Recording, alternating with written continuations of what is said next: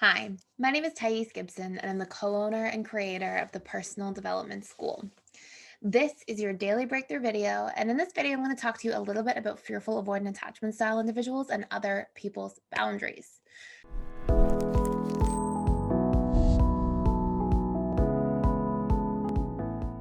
So, this is based on a question I have from inside the Personal Development School.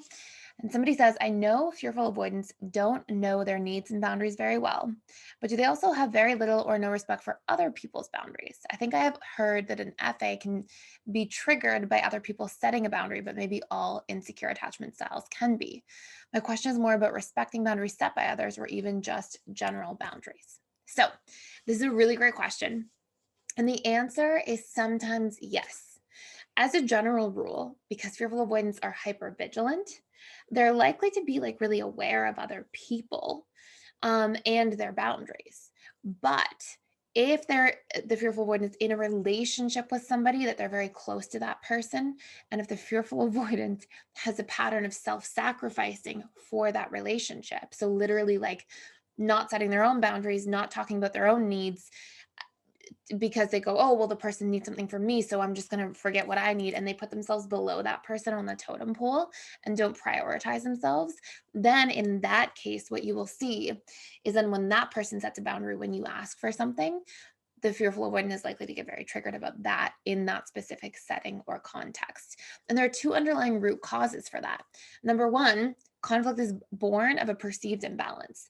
So whenever a fearful avoidant's already sacrificing their own needs and sacrificing themselves, then the moment that somebody doesn't do something back, that they would expect, then it feels really, really painful. Like, hey, I asked something from you and I do all these things for you.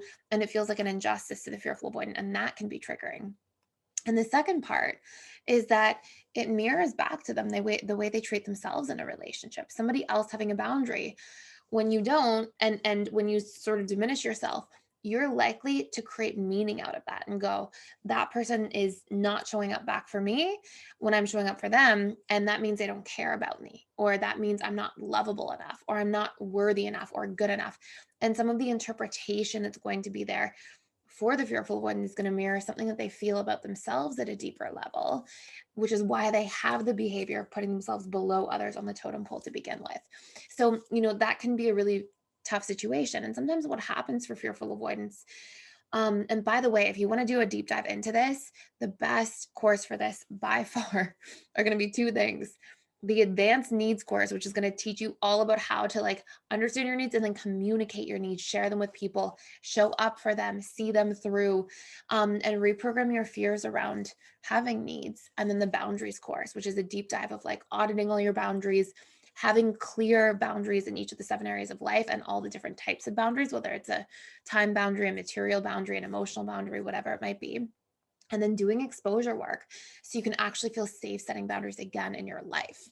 So you can check that out. I'll put a link in the description box below, and that'll create this feeling of like freedom for you in your life again, and freedom when it comes to having relationships, because you feel like they're equal, you feel like they're balanced, you feel like you're safe in a relationship because you feel taken into consideration, because you're considering yourself and sharing yourself.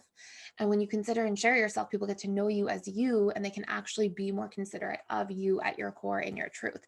And this is a big thing that fearful avoidants tend to struggle with. And so when you can start seeing these patterns and understanding them, that's a huge step forward as a fearful avoidant, and obviously a huge step towards becoming much more secure.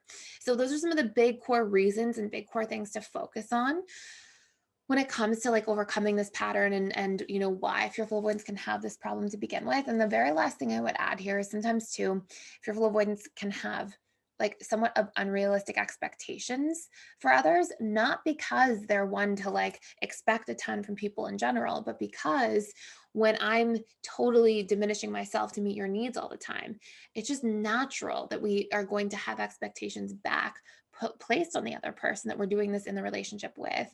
And you'll see some interesting dynamics kind of come out of that as well. So it can be useful to ask yourself, like, what are these expectations? Where do they come from? Why do they have them? And what patterns are they reflecting about me? So hopefully that makes a whole lot of sense. Thank you for watching. Please like, share, and subscribe. Thank you for being here, and I will see you in the next video.